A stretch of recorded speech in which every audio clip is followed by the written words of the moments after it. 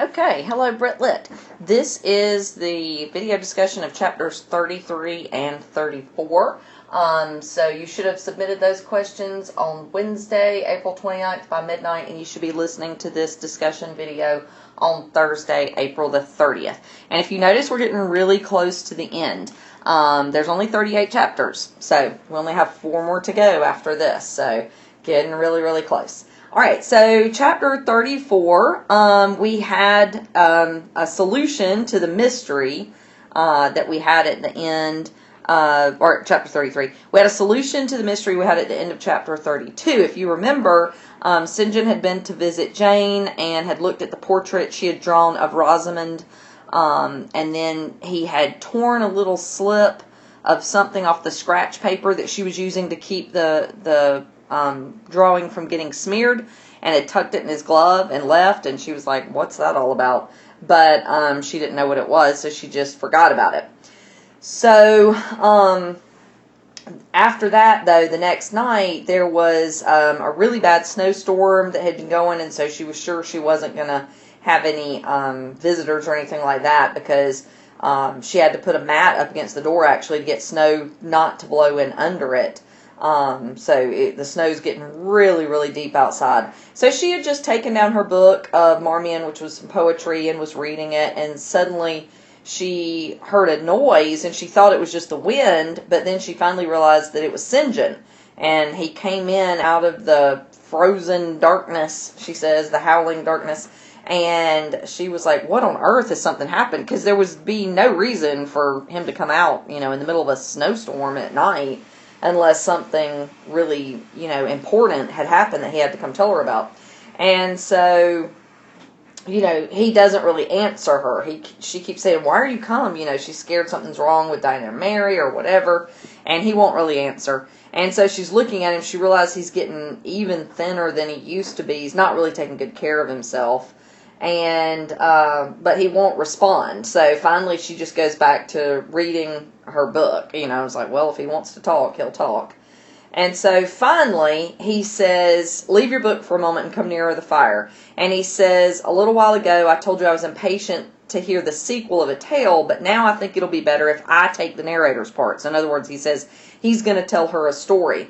He says it may seem rather hackneyed in your view or trite. In other words, you may already know the story, but I'm going to tell it to you anyway. And so that's when he goes into the story about the poor curate, which means a preacher, who married a rich man's daughter. And so we realize pretty quickly he's actually talking about Jane's parents, okay? He says that this poor curate married a rich man's daughter, and the rich daughter was disowned by her family after the wedding, and they died, not long after they were married, and left a little daughter, and the daughter was carried to her aunt-in-law, to Mrs. Reed of Gateshead. And he's like, what, did you hear a noise? It's probably just a rat, because she started, she kind of like, jumped when he said Mrs. Reed of Gateshead. He knew exactly why she had jumped, but he's just pretending not to. And he says, Mrs. Reed kept the orphan for 10 years. I don't know if the orphan was happy or not. But then after that time, she was transferred to Lowood School. He says, it's weird. There's many parallel points between your story and hers. Again, he knows what he's talking about. He says, then she left to be a governess and undertook the education of a ward of a Mr. Rochester. And she's like, Mr. Rivers. And he says, just wait a minute. Let me finish. He says, I don't know anything about Mr. Rochester's character, except that I've heard he offered marriage to this young girl, but at the altar she discovered he had a wife who was still alive, but a lunatic. And so she escaped in the middle of the night, and nobody could tell how, and Mr. Briggs has been trying to find her, and nobody knows where she's gone. Isn't this an odd tale? And so, what's the one question that Jane keeps asking St. John again and again after he has obviously told her story? It's about Mr. Rochester. Where is he? Is he okay? Do you know, what he's doing? Is he all right? She just keeps asking about him and again and again. And he's like, what do you care about him for? I'm not talking about him. And, so then Mr. Briggs had told, Mr. Briggs, remember, was the lawyer who broke up the wedding, he was the lawyer for Jane's uncle, and he had said that the only reply he had gotten was from a lady named Alice Fairfax when he wrote to Thornfield asking for the governess, and of course that's Mrs. Fairfax. And so Jane assumes from that Mr. Rochester must have fled Thornfield and must be, like just going around Europe like he did the last time. And so he finally tries to get her off of the idea of Mr. Rochester. And he says, he says, I have my tale to finish. Since you won't ask the governess's name, I must tell it of my own accord. I have it here. It's always more satisfactory to see important points written down, fairly committed to black and white. And so he pulls out his pocketbook, which I know we use the word pocketbook today to mean like a purse, but back then a pocketbook was more like, kind of like a checkbook. You know what I mean? Like it would be something that could close and had kind of at least a semi-hardcover that you could keep stuff in. So he pulls that out of his jacket pocket and pulls out the little slip of paper that says Jane Eyre on it. So that's the mystery of the torn slip of paper. Obviously, because remember that was scrap paper, he did not tear the painting. He tore the scrap paper that she had been using to rest her hand on and to try out her pens and pencils. And sometimes if you have a new pen or a new pencil and you want to try it out, you'll write your name, just to have something to write. And so, obviously, without thinking about it, she had written her name, and she wrote Jane Eyre, not Jane Elliot, the alias that she was going by. And so that's how he realized that this was Jane Eyre. And so she says, where is Mr. Briggs? Maybe he knows more about Rochester than you. And he says, well, Briggs is in London, and I doubt he knows anything about Rochester. He's trying to find you. Don't you want to know why? And so Jane's like, okay, why? And he says, merely to tell you that your uncle, Mr. Eyre of Madeira, is dead, and he has left you all of his property, and you are now rich. Merely that, nothing more. And Jane was like, I'm rich? And he says, yes, quite an heiress. He says, you've got to prove your identity, of course, but, you've been left all of his stuff, and you are rich. So that's what this part is about Jane's happy to be independent at last. So basically, I've told you before, talking about having a competency means that you have enough money that you'll never have to work again.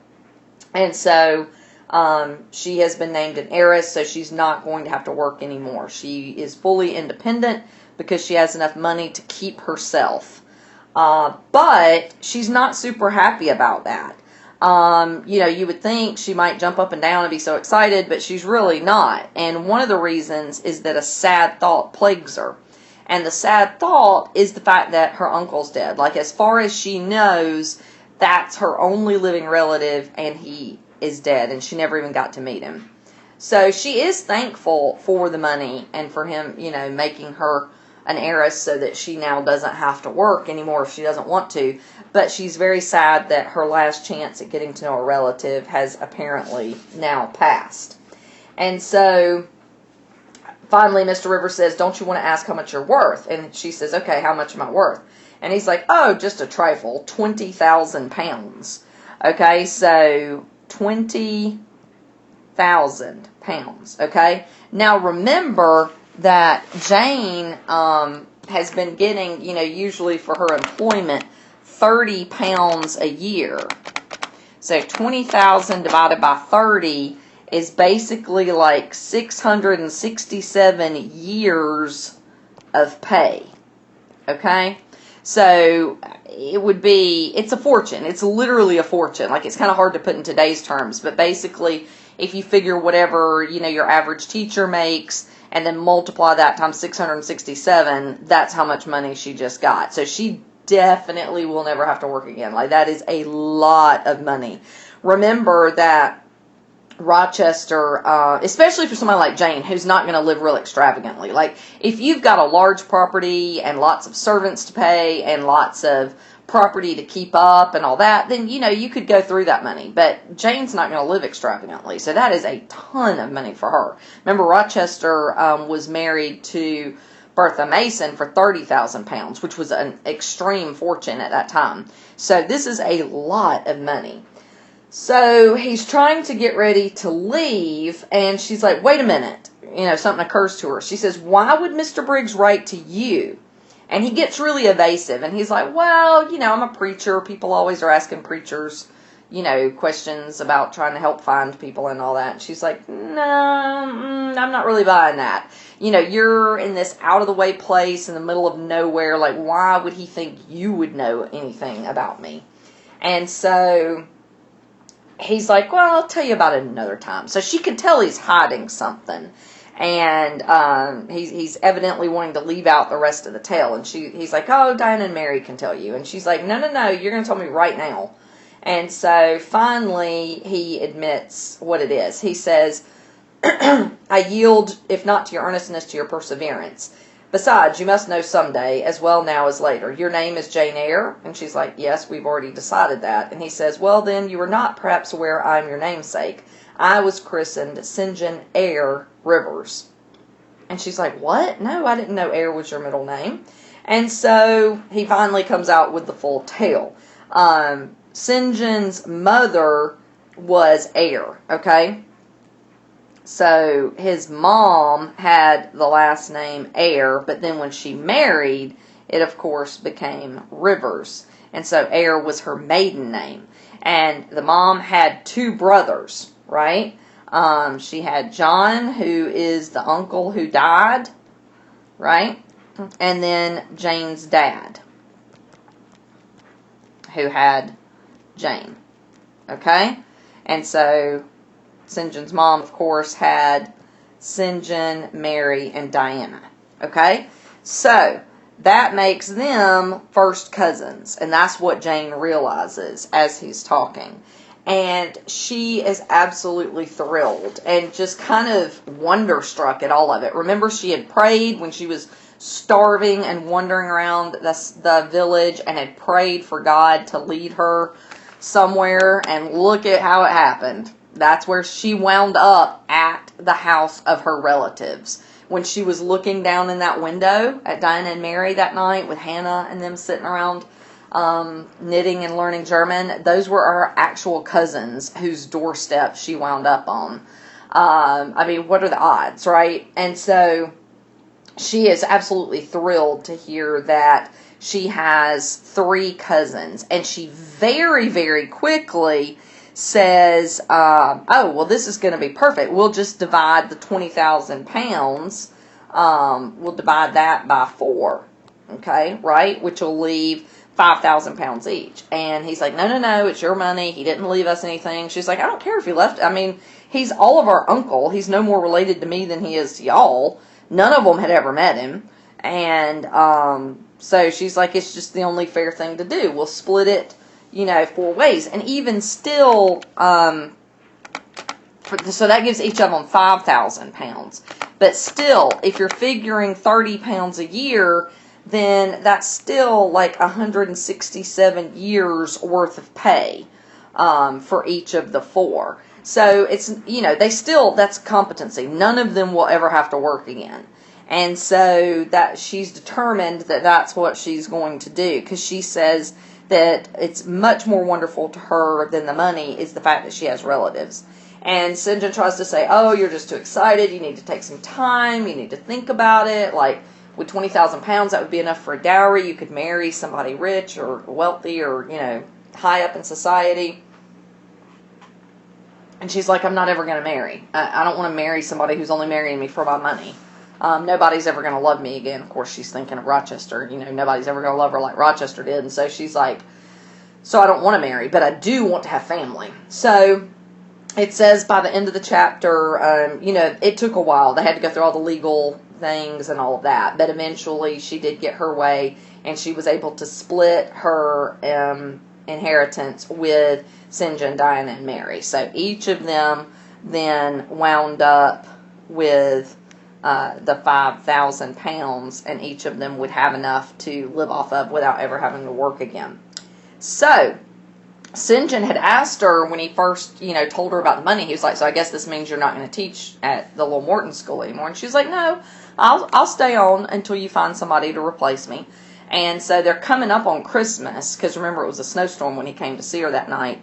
And so she agrees to stay until Christmas. So that's the time of year when we'll do a little Christmas tree.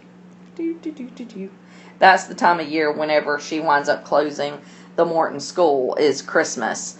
And where she's headed is to Morehouse, remember, also called Marsh End. She's headed there because Diana and Mary are expected soon. They're finished with their jobs too. They won't have to go back to work as governesses. And so she wants to get everything ready for them coming home for Christmas and just get everything ready. She says, we are going to clean down the house. She wants Hannah to come with her. And St. John's like, well, I'm not going to be any part of that. And he's like, surely you're going to get bored. Like, you need something active to do. And she's like, oh, I'm going to be active. I'm going to, absolutely clean and refresh everything in the house. And then we're going to get to cooking and baking and, just getting ready for everything. And if I'm sure you are familiar with what kind of things she's talking about. Like, a lot of us do that sort of stuff for Thanksgiving or Christmas. And so he kind of warns her, well, after all that's worn down, you need to have something to do with yourself. You don't need to just sit around. And Jane's like, leave me alone. I'm going to be happy. So anyway, she does go with Hannah, and they, just completely get the house looking great. They shine everything, and she buys some new furniture for parts of it. And finally, St. John, and that's number 6 we talked about. St. John said that he didn't think she'd be happy living a life of leisure. She needed something active to do with the gifts God had given her. And she's like, leave me alone, I'm going to be happy. So finally, St. John comes to look at the house, and she's giving him a little tour of what all she's done. And he doesn't really say anything. He's just like, hey, have you seen that book, that I had? And so she's kind of disappointed. And I'm sure we've all been there, right? Have you ever done something like cleaned something or created something or did the yard or whatever, and then you call somebody to look at it, like your parents or something like that, and you're like, look what I did, and they're just like, oh, yeah, that's fine. And you feel like, well, goodness, you were so excited to show them. So she's a little bit disappointed that he didn't show any excitement at all about all the hard work she's put into getting the house ready. But luckily, when Diana and Mary get home, they go from room to room and just exclaim over everything and say it looks wonderful. So that makes her feel better once they're home. So once they're all home, they kind of fall back into their normal patterns, and Jane starts learning German from Diana and Mary, mainly from Diana. They're spending their days, learning things, painting, just kind of whatever they want to do. And so St. John, though, asks her to stop learning German. And the reason is because he wants her to learn Hindustani, which was the old-fashioned name for one of the versions of an Indian language from India. And he wants her to learn Hindustani because that's where he's getting ready to go be a missionary. So he's trying to learn the language. And he said it would be a lot easier if he could teach it. And we've talked about that before. One of the ways that you can really make sure you know something is to teach it to somebody else. And so that's what he asks her to do. So she agrees and starts reviewing that with her. And so, she says that he is really, really patient, and he's like a good teacher. But let's look down through that. It says, the chapter that begins, I found him very patient. She says, I found him a very patient, very forbearing, and yet an exacting master. He expected me to do a great deal, and when I fulfilled his expectations, he, in his own way, fully testified his approbation. In other words, he approved. By degrees, he acquired a certain influence over me that took away my liberty of mind. His praise and notice were more restraining than his indifference. I could no longer talk or laugh freely when he was by, because a tiresomely importunate instinct reminded me that vivacity, which means lifelikeness, at least in me, was distasteful to him. I was so fully aware that only serious moods and occupations were acceptable, that in his presence every effort to sustain or follow any other became vain. I fell under a freezing spell. When he said, go, I went. Come, I came. Do this, I did it. But I did not love my servitude. I wished many a time he had continued to neglect me. And so then the third paragraph after that says, as for me, I daily wished more to please him, but to do so, I felt daily more and more that I must disown half my nature, stifle half my faculties, wrest my tastes from their original bent, and force myself to the adoptions of pursuits for which I had no natural vocation. He wanted to train me to an elevation I could never reach. It racked me hourly to aspire to the standard he uplifted. The thing was as impossible as to mold my irregular features to his correct and classic pattern, to give to my changeable green eyes the sea blue tint and solemn luster of his own. So she loves St. John. He's her cousin and all of that, but he's just one of those type of people who kind of keep you from being yourself. You know what I mean? Like, and that's why I asked, if you were Jane's friend and she was telling you this, how would you respond? I would tell her, look, you got to, quit being in such close contact with this guy. He's making you be not yourself. He makes you feel like being yourself is a bad thing and that you need to act a certain way to conform to his standards. And that's never a good thing. You want to spend your time around and have friends who, support you and who you are and appreciate all your little quirks and who you are, not somebody who's trying to change you into their idea of what you should be. So, question number 9 asks, has she forgotten Rochester? No, she absolutely has not. She admits to us that she had written a letter to Thornfield, to Mrs. Fairfax, asking how everybody was and how Mr. Rochester was and how everybody was doing. And she never got a response, and she waited a couple of months, and so she's like, okay, well, maybe that letter got lost, because, the mail service was not nearly like it is in today's time, where it's pretty trustworthy, and so she's like, maybe it got lost, I'll write again. So she writes again, and still nothing. And so, one day, she was supposed to be studying with St. John, but she started crying because she had gotten, that morning, somebody told her there was a letter for her, and she got really excited that maybe finally Mrs. Fairfax had written back to tell her about what was going on at Thornfield, but it was just some letter from Mr. Briggs, from the lawyer, and so she was kind of crying, and so he asks her to come and take a walk with him, and they go out on the walk, and St. John, I asked, what does St. John asks Jane on their walk together? He asks her to marry him. But did you notice the proposal? It's not because he loves her. He says that she would make a good companion for him as a missionary. She would be a good missionary's wife. And so she really, her response is, no, I don't want to marry you. Like, she thinks about it. He's like, you're I've been watching you and I've been testing you and you've passed all the tests. Like, you'd be really good as a missionary. God has given you these talents and you can't squander them. Like, on the day of judgment, you're going to have to answer for how you gave the talents, how you used the talents that God gave you, and, just whole guilt trip. And so she's like, okay, well, maybe I should go be a missionary. I mean, there's nothing for me here. But she really does not want to marry him, because she knows he doesn't love her. He loves her like a cousin, but not, the way a man and a wife should love each other. And since she has been loved before like that, like Rochester, she doesn't want, like, the counterfeit of it.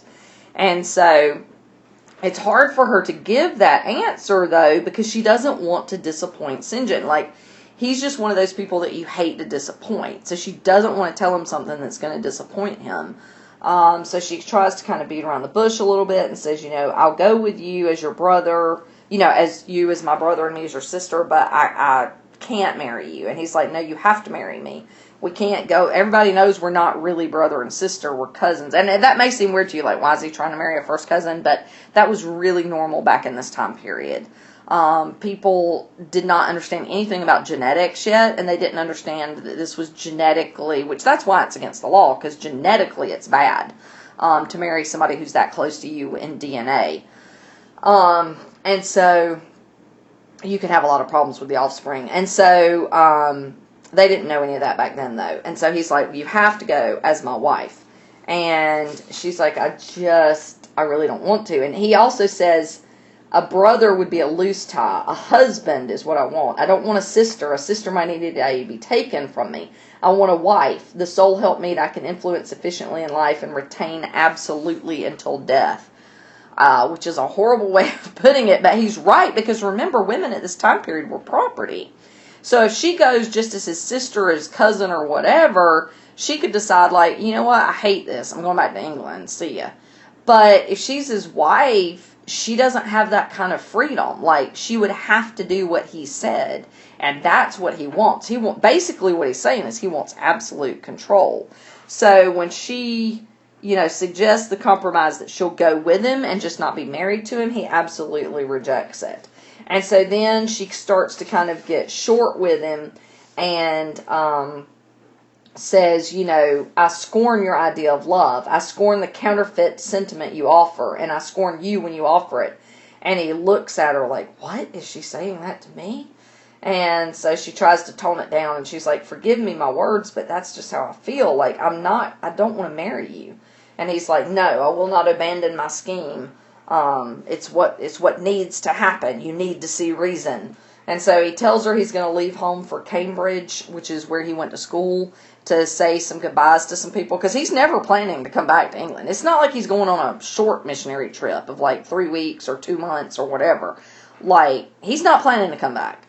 And so he's going to Cambridge to say some farewells. He says, so I'll give you two weeks to think about it and to pray about it. And I'm sure that, when you do, you'll realize that you need to do what I'm asking you to do. And he even says something along the lines of, keep in mind, in refusing, you're not refusing me, you're refusing God and God's will.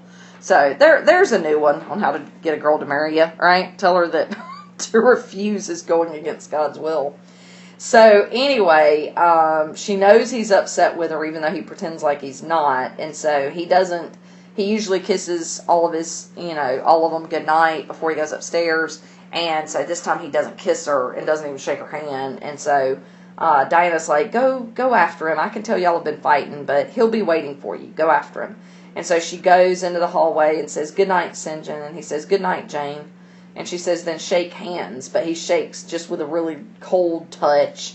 And she says, when I asked him if he forgave me, he answered that he was not in the habit of cherishing the remembrance of vexation. He had nothing to forgive, not having been offended. And with that answer, he left me. I would much rather he had knocked me down. And so, of course, we realize that he was offended. That's why he's treating her so coldly. He's one of those kind of like passive-aggressive types, He'll be like, no, I'm not mad. But then, treat you like crap. So, that's how that chapter ends. Okay? So, I did email out a new calendar, so make sure and check your email if you have not. You will be reading chapters 35 and 36 today and tomorrow, and that'll be coming in. You don't have to submit it Friday night. You can wait until Sunday if you want to, but it has to be submitted by midnight Sunday, May 3rd, and that's chapters 35 and 36. Again, we're getting really close. We've only got 4 chapters left, so let's power it out. And those of you who have not finished your AR, please get that done ASAP. Okay?